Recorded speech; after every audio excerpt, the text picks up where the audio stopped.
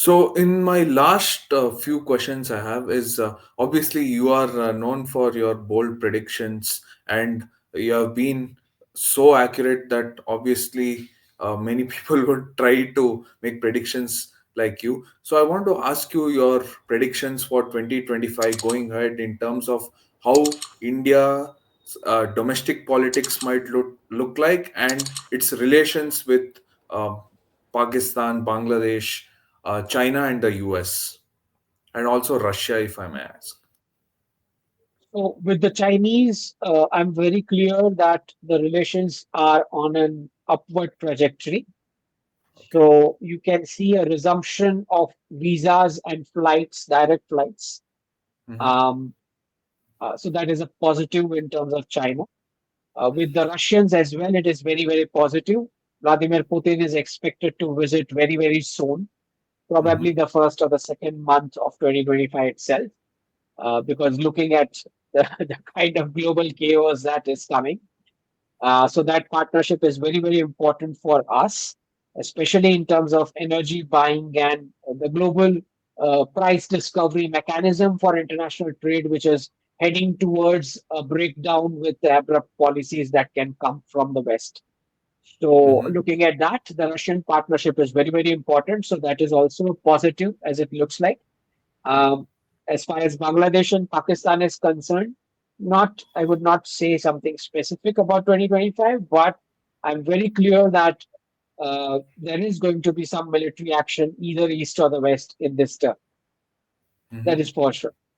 Okay, it could be any of the two. Um, as far as the US is concerned, we are keen for a free trade agreement.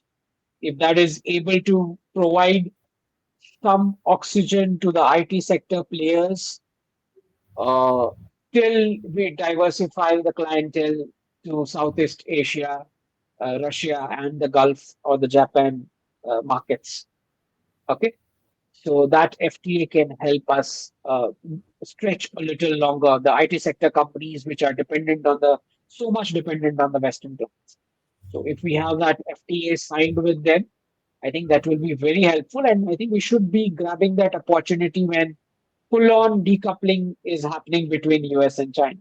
So if we are able to grab that, that would be very helpful for those people who are working in the IT sector and the exports and the outsourcing stuff.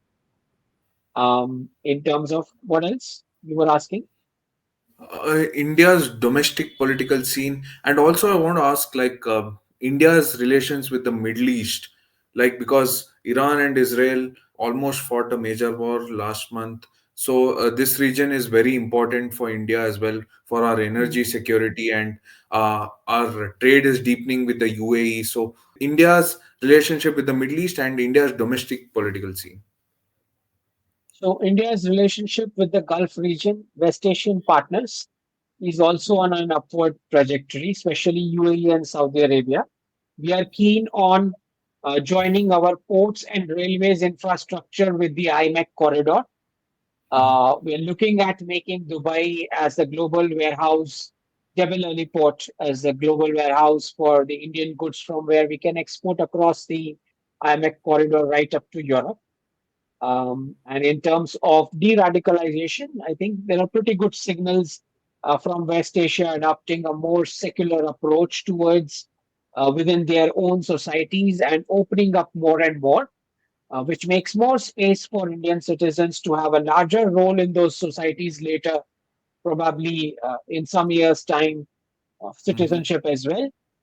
So Mhm. that looks like a very good positive for this relationship. As far as the domestic politics of India is concerned, I think we are moving towards bigger reforms, and the government is trying to pace the speed of these reforms in a way where you don't have to face street chaos. They're trying to avoid it as much as possible. So the more narrative is set for the reforms in the media space and among the citizens, the lesser confrontation with the mob culture that you face on streets. So Mhm. even as of now, you got the news that the work phase again delayed for some more weeks. So Yes.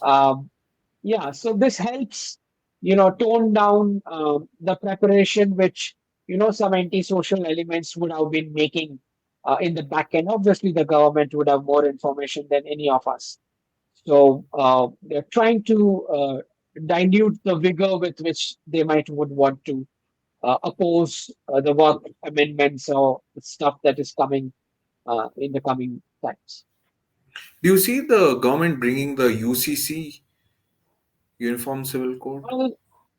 Well, I think the draft is ready with them, and they have made, I think, proper discussions, and that procedure is complete. So next year should not be a surprise if it comes. Okay. So this one question came to mind. You said India's relationship with China is an upward trajectory, which is obviously positive news for us. But some analysts would also say that you can't trust the Chinese completely, and because of their domestic economic difficulties, that Xi Jinping might try to pick on India again just to divert attention. So, you have any thoughts on that? First of all, war preparedness is duty of every country. Okay. So that is not something strange that we should be advising or asking for from the government. If you have such a big defense budget, obviously your forces should always be ready to counter any kind of a threat, right? So war preparedness is not an option. Now, if you tell me that you can't trust the Chinese, I would tell you don't trust the Russians, don't trust the Jews, don't trust the Americans, and don't trust the French as well. Mm-hmm. Okay. So this I have never understood this idea of trust in real foreign relations or even the border relations because you don't want to be blind and go and sleep and become lazy, right? That's not the point of foreign policy or national security. It should not reflect anywhere other than the statements which diplomats give because they're supposed to talk those kind of words, not that those words are to be taken in literal sense. Okay, so there's nothing called trust in foreign policy. Okay, you these days foreign policy any which ways have become milestone basis. That is, you say that the other country needs to finish till this much, then I'll finish this much. Then you finish this much, then I'll finish this much. So I think it's going milestone basis in foreign policy with multiple nations. So no, you cannot trust the Russians, you can't trust the Chinese, you can't trust the Israelis, Americans, or the French. Okay, Mm-hmm. so no need to trust anybody. Okay. Well, Dr. Shah, that was a very enlightening conversation. I learned a lot from you, so it was great to have you on. And I thank you for your time, and I look forward to having you again when your time permits. So, thank you for your time. Jai Hind. Jai Hind.